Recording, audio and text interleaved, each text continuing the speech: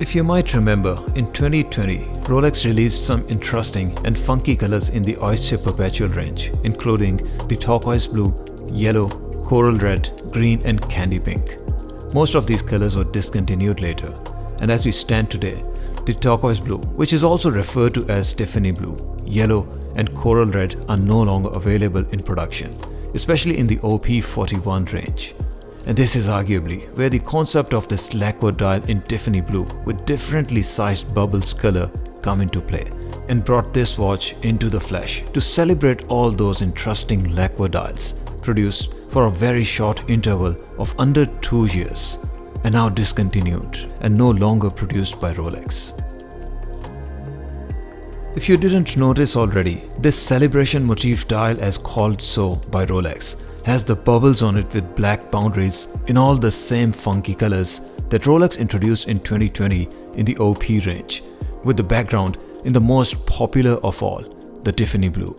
This begs the question, what exactly is it that makes the name of this style a celebration dial? Typically in the Rolex world, there are anniversary releases like Rolex Submariner Kermit, which was the 50th anniversary watch for the sub, and then the SD43 with the red text, which was also the 50th anniversary release, and so on. So this style, as officially referred to as celebration motif, doesn't really refer to any anniversary or historical significance of this watch, or basically any watch in the Rolex's catalog.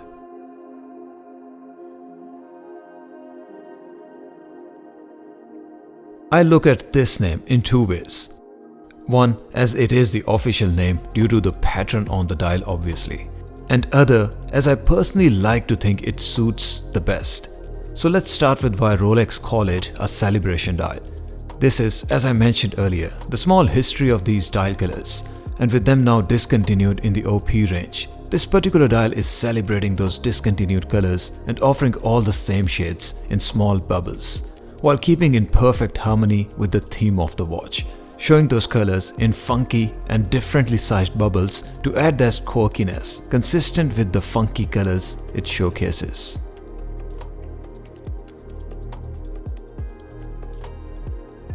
The other way of looking at it, when you consider those bubbles as arguably colorful balloons, as if they are celebrating a life's milestone, event or a ceremony.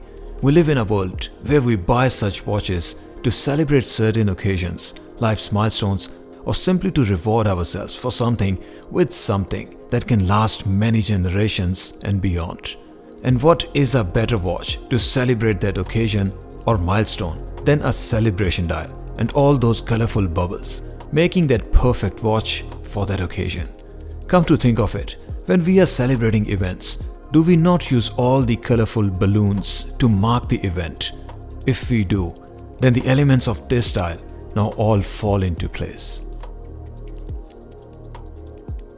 So how different is this watch compared to the other Oyster Perpetual watches? It is in fact the same watch, with just the difference in the dial, and rest of the watch remains entirely the same.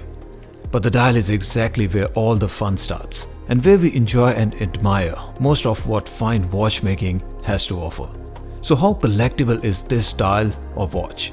Well, it is still in production, but I believe that given the nature of this dial, it will not be produced for maybe more than another year or two.